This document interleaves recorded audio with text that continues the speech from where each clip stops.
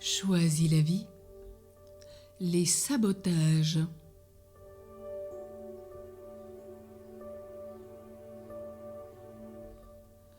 Je reconnais que je peux mettre en place des sabotages pour me faire échouer dans une ou toutes mes résolutions.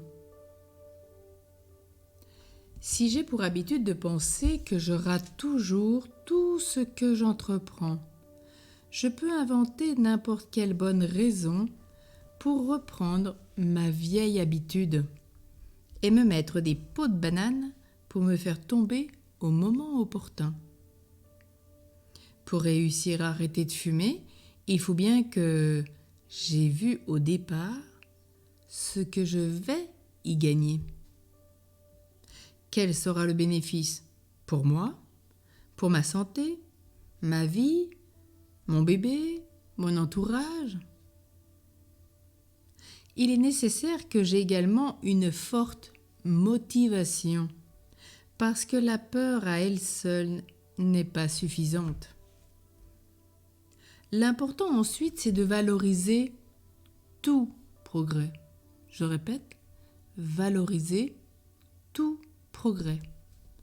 Si je fumais auparavant 2 paquets de cigarettes par jour, il est normal que je ressente par moments une violente envie de fumer. Ce qui était malheureusement devenu naturel pour moi, c'était de fumer. Ce qui était malheureusement devenu naturel, en tout et pour tout, ce n'était que cela. Et ce qui m'est pas encore habituel, c'est de fumer moins. Moi qui ai pris l'habitude de fumer 2 paquets par jour, aujourd'hui, je n'en fume peut-être qu'une de moins. Et je me félicite. Puis je passerai à 2, 3, etc. Suppression d'un paquet et ainsi de suite. C'est pourquoi, au lieu de me dire « Aujourd'hui, j'ai encore fumé tant de cigarettes », je n'arrive pas à tenir ma décision. Je suis nulle, je n'y arriverai jamais. Je vais dire « Formidable, j'ai fumé 1 cigarette de moins qu'hier. Et c'est aujourd'hui que j'essaie d'en fumer 2 de moins. » Et ainsi de suite. Certains le feront progressivement par la valorisation des réussites, d'autres y arriveront par une décision brutale, du jour au lendemain, plus rien. Dieu soit béni. Mais dans ce cas, il faut que tout le soi complet, c'est-à-dire tout son être, le désire et que toutes les conséquences en soient acceptées. Et cela est valable pour chacun des aspects.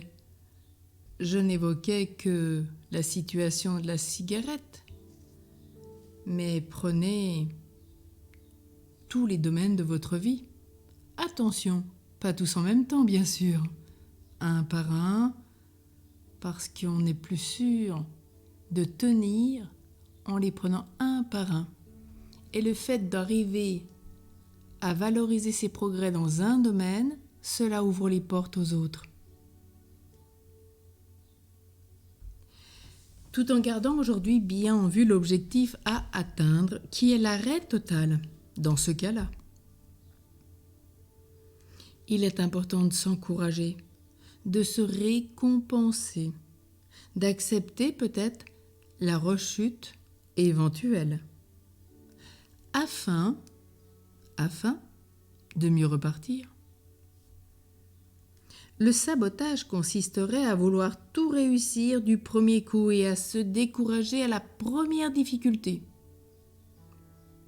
Et on ressasse, et on repart dans des paroles mauvaises, et on s'autodétruit.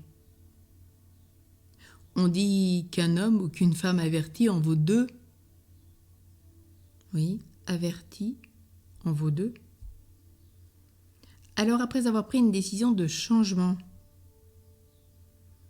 je visualise les obstacles que je pourrais mettre en place comme j'ai eu l'habitude de le faire.